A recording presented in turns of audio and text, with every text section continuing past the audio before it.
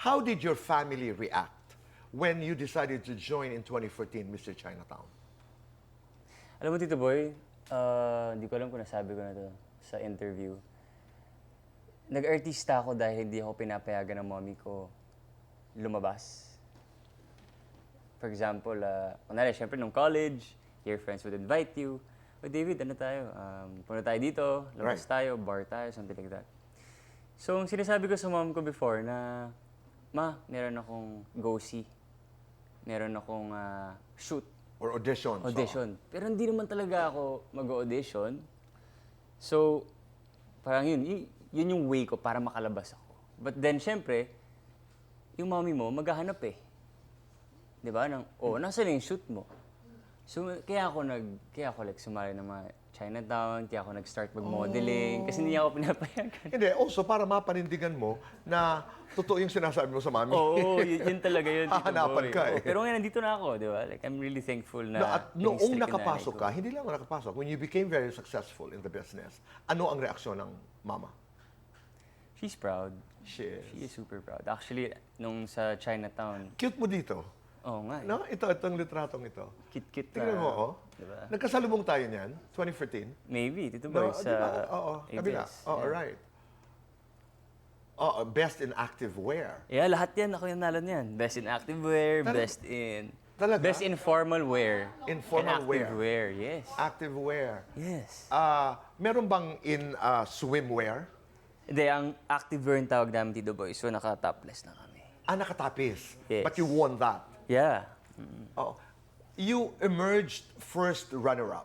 Yeah, for sure. Hindi sumama ang loob mo na hindi ka nanalo.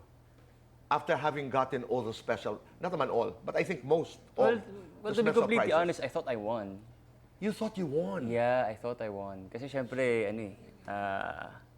yung dalawang awards nakuha mo, mas maganda yung sagot ko. So I really thought I won. Pero, happy naman na, nandito na ako ngayon, di ba? Hindi, Pero at that time, I really alam thought I ko, won. I mean, just looking back, were you competitive? Yeah, super competitive. Ako kasi Tito Boy yung type na yung parang kunwari, kita niyo naman ako mukhang tatamad-tamad, relax. Oo. Pero like, totoo naman eh. Pero like, when I'm at work, I really work. For example, nag-workout ako, nag-basketball ako, Tama. nasa taping ako. Yung acting ko, hindi halatang tinatamad.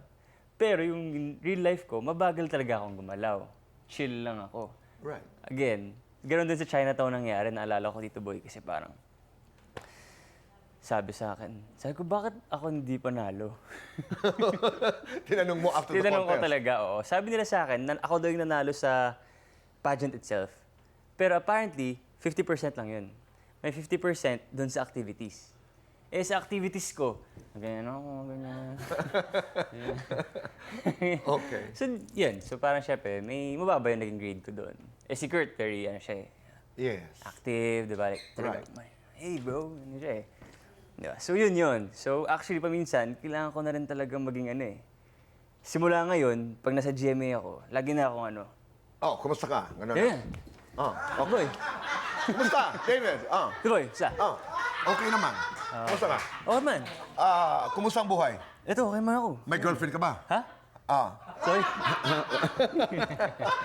So, no, that's a lesson that you also Yeah, learn, di ba? yeah, I know. Pero nung panahon na yun, di ba, may lakaran, may rampahan, lakaran, oh. meron kang walk.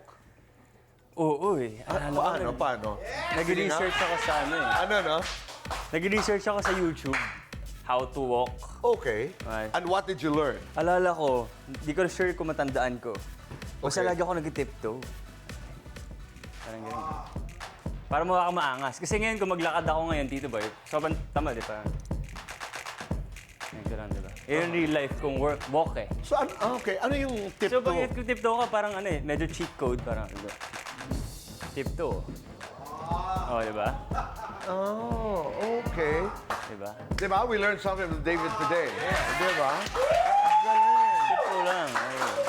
Galing. So, tiptoe. Medyo nag-tiptoe lang ganun, parang konting ganun lang. Tiptoe. Kaya pag nakita niyo ako pumapasok dito na nakatiptoe, alam niyo na.